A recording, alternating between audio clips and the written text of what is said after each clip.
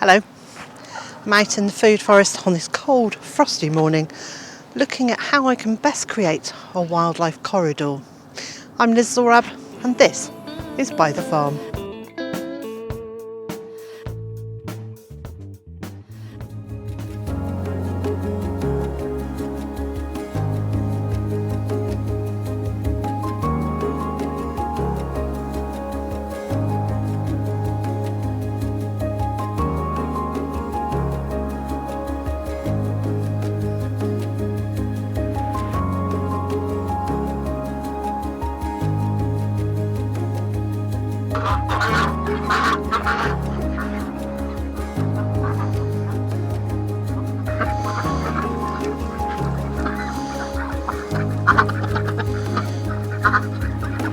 Beyond the trees over there is a large field, and then there's some woodland. And I want to make sure that wildlife can travel from that woodland up the side of the hedges to the trees behind us there, and then all the way along the fencing here to the next bit of woodland at the far end of our property.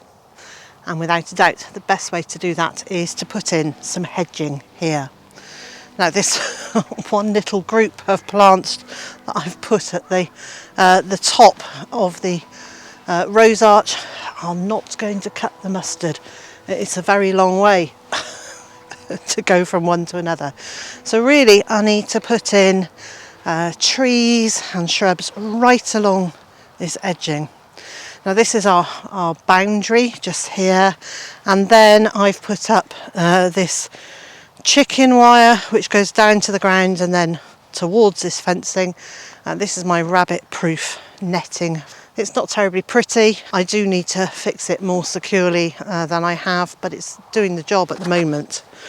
So my thinking is, if we plant a hedge on the inside of this rabbit proof fencing, it will grow through it and across to our border. There are sheep in the field over here. They will keep the hedge nicely trimmed. In our last home, whenever there were sheep in the field around us, they always trimmed back any part of the hedge that was in the way. So anything they can reach, they'll trim back. And we can cut the hedge on this side at the right time of year to keep it fairly neat and tidy there.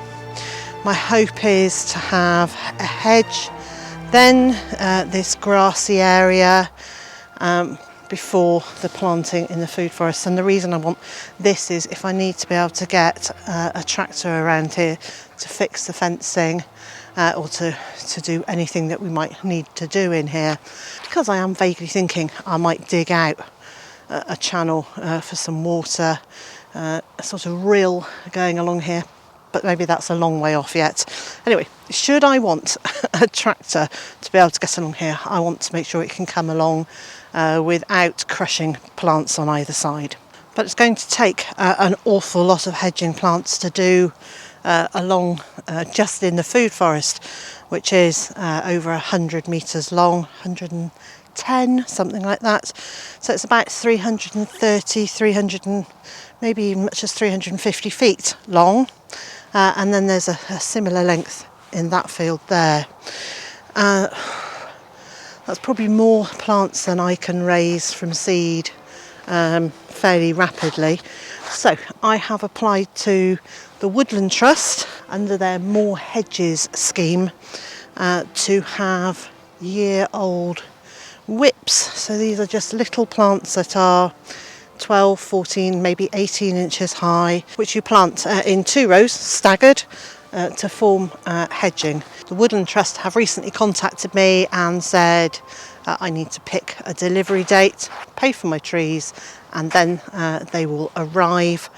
So I'm rather excited about this. The idea is that they will come as these small trees with guards, with rabbit guards and a stake.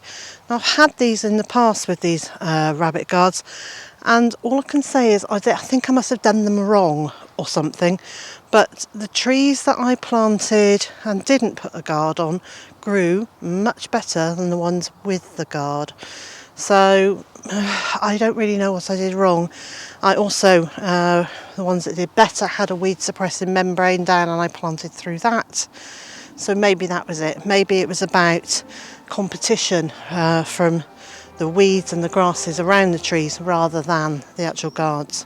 What I have decided is that in the food forest, because I've already got the rabbit-proof fencing, I'm not going to put the guards on to those trees, so they can get planted really very quickly. If I want to do the same in the next field on, I need to get the rabbit-proof fencing put up in there sooner rather than later. That is another mammoth task to undertake, and that may well be my project for December. Right now, I'm just out here having a think about it, trying to work out the best way forward, and just enjoying a little bit of this late November sunshine. The other thing that I've been doing is just some observation.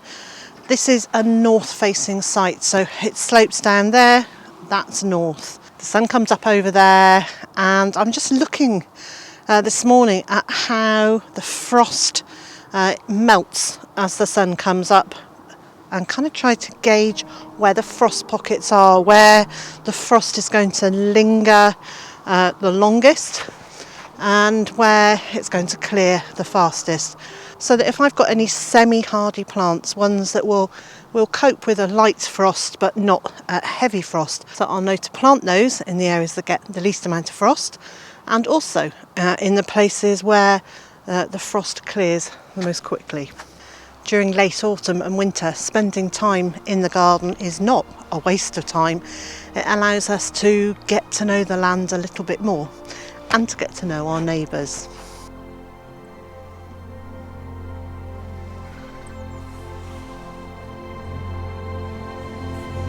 Well, that's it for me today. It's time for a cup of tea. And so wherever you are in the world and whatever you've got planned for today, I hope it's a good one.